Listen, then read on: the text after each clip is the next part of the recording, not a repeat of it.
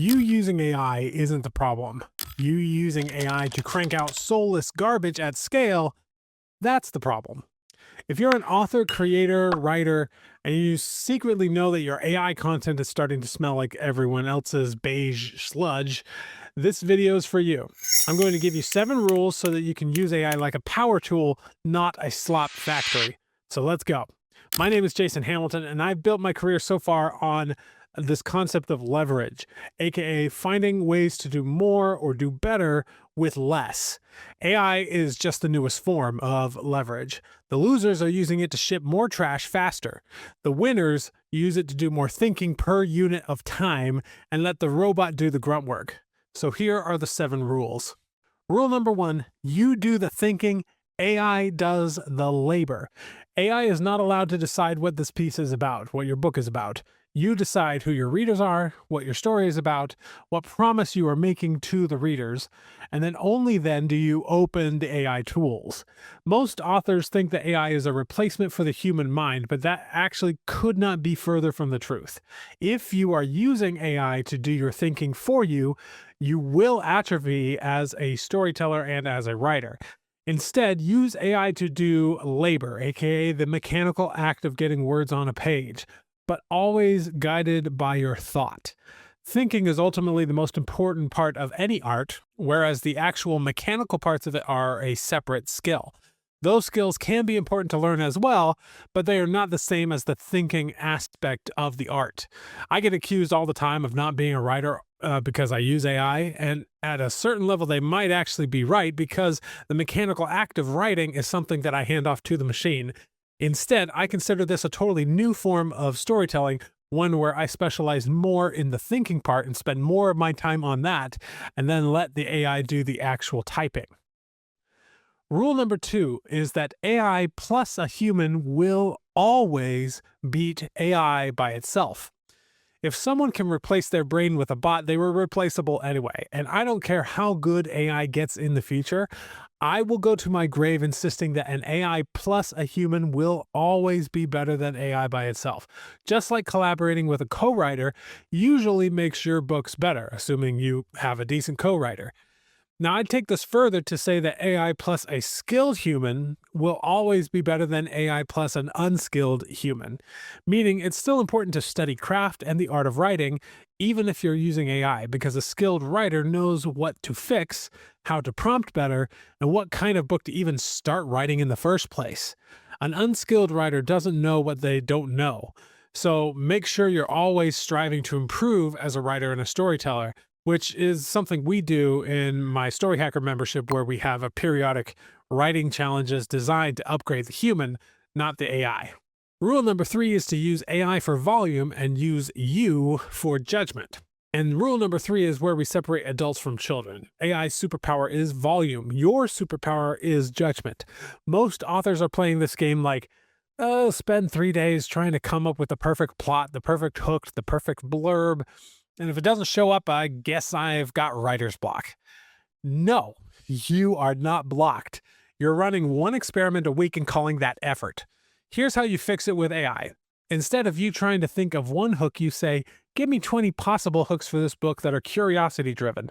Now give me 20 that are promise-driven. Now give me 20 that are controversy-driven. Instead of one blurb, you say, write 10 blurbs, each with a different angle, like emotional, logical, humorous, dark, high stakes, that sort of thing. Instead of one plot outline, you say, outline this book 3 different ways, like maybe as a mystery, or as a hero's journey plot, or as a romance-heavy version. Now, in 10 to 15 minutes, you've got 30 to 60 options sitting in front of you, and this is where you come in.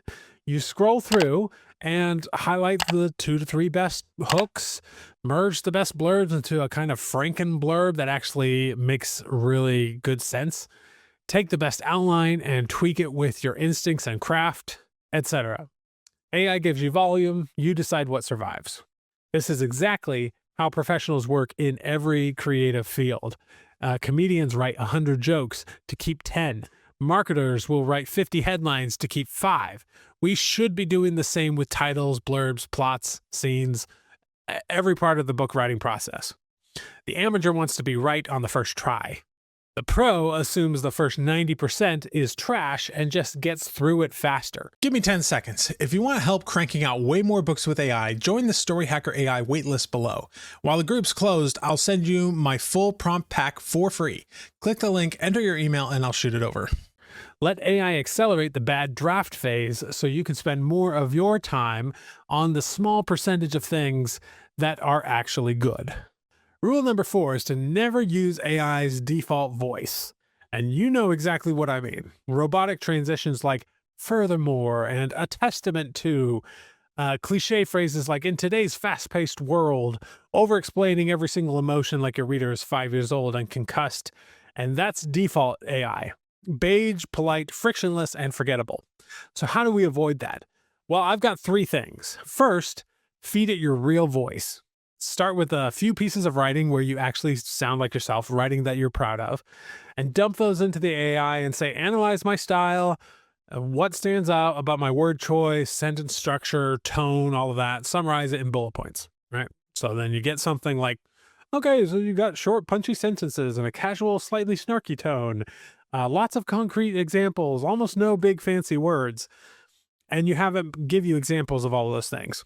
And then you paste that into your AI-generated draft and say, rewrite this in my style. Or if you're starting your first draft, say, write this in my style, following these bullet points. Keep the ideas, but make it sound like the samples. Now the machine isn't pulling from its generic training data, it's pulling from you. Second, teach it what slop looks like. Literally Google the most common signs that text was written by generic AI, and you'll get a checklist of cringy things. Then ask the AI to scan this chapter and highlight any sentences that match those patterns. And then third, make sure to actually edit the thing yourself. AI can only get you so far. You have to take the reins eventually. Rule 5 is that serving the reader is king. Rule 5 might actually be the most important one in the whole video. We want to serve the reader, not serving the algorithm, not serving your own ego, not serving your word count streak, serving the reader. Your reader does not care if the words came from your hands, your keyboard, a dictation microphone, or your prompts, generally speaking.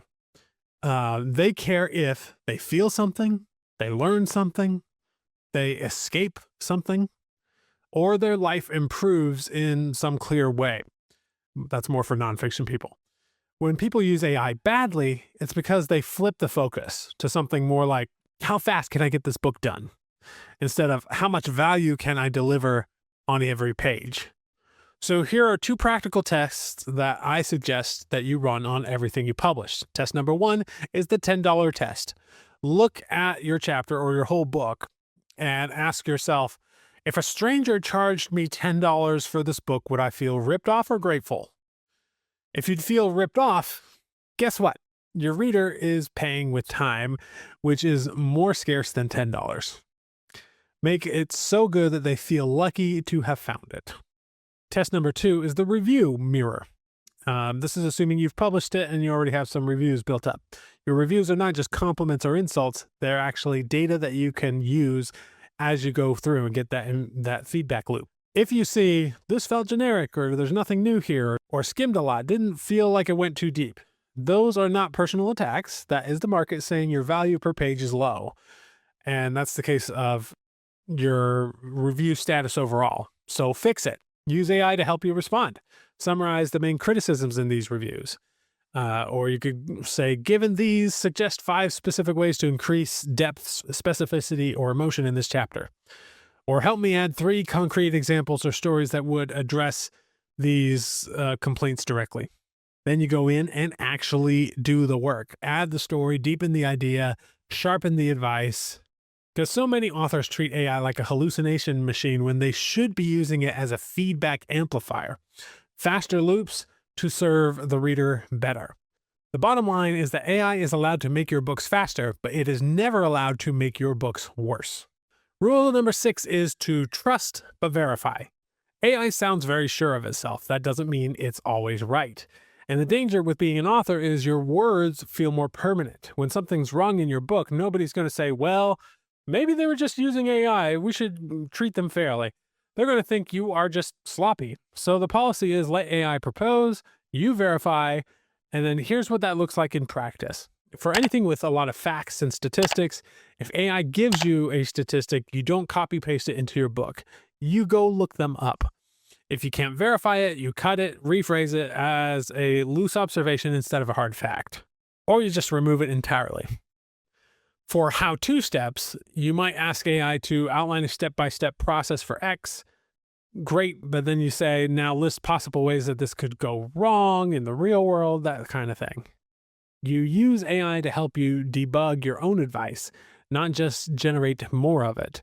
For story logic in fiction, you can ask things like, read this plot summary, point out any plot holes, character inconsistencies, or places a reader might feel cheated.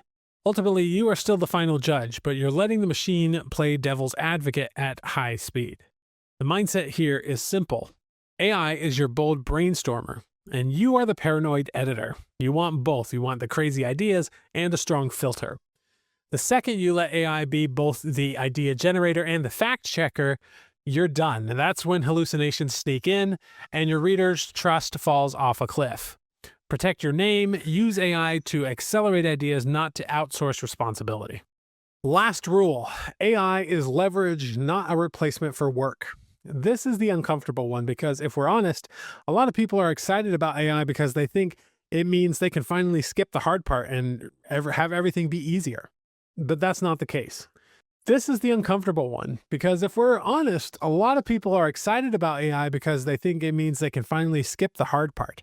No more staring at the blank page, wrestling with ideas, rewriting bad seams, feeling dumb when you learn a new skill. Just type a prompt, wait 30 seconds, hit publish, make millions.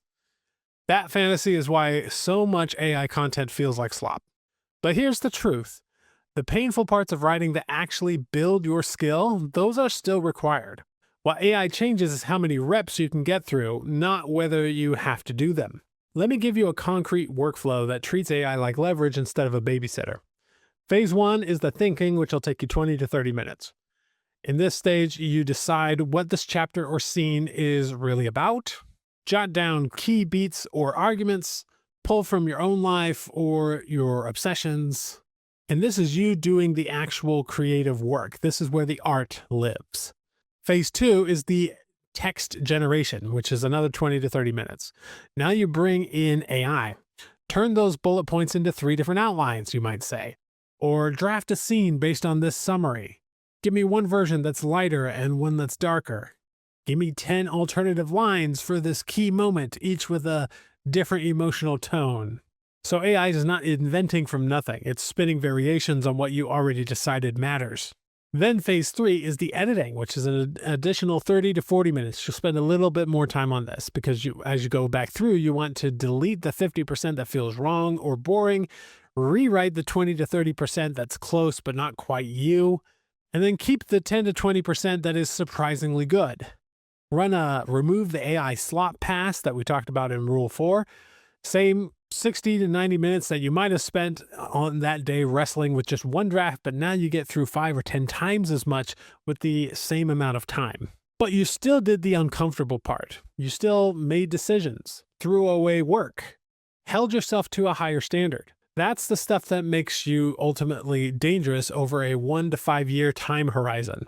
AI will absolutely expose whether you were serious about becoming a great storyteller or just chasing the path of least resistance.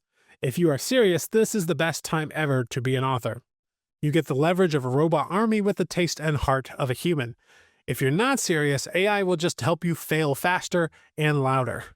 So let's recap the 7 rules of using AI without becoming Slop Factory. Number 1 is you do the thinking, AI does the labor. The soul of the story is still your job. Number 2, AI plus a human will always beat AI alone, especially if AI is paired with a skilled human. Number 3 is to use AI for volume and use you for judgment. So 10 hooks, 10 blurbs, 3 outlines, and then you pick the winners. Number 4 is never use AI's default voice. Instead, train it on your style, teach it what slop looks like, and get specific with your tone. Number 5 is serving the reader is king. If it doesn't make their life better, it doesn't ship. Number 6 is trust but verify. Let AI propose, but you own the facts, the logic, and the responsibility. And finally, number 7 is AI is leverage, not a replacement for work. It multiplies your effort. It does not excuse you from hard work. If you follow these 7, you won't just avoid becoming a slop factory. You'll be one of the rare authors who can publish faster, publish more, and publish higher quality books.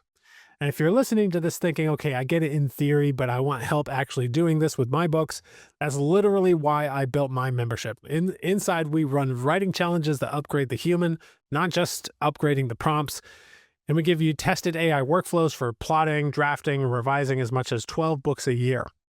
And we surround you with other serious authors who care about quality and speed.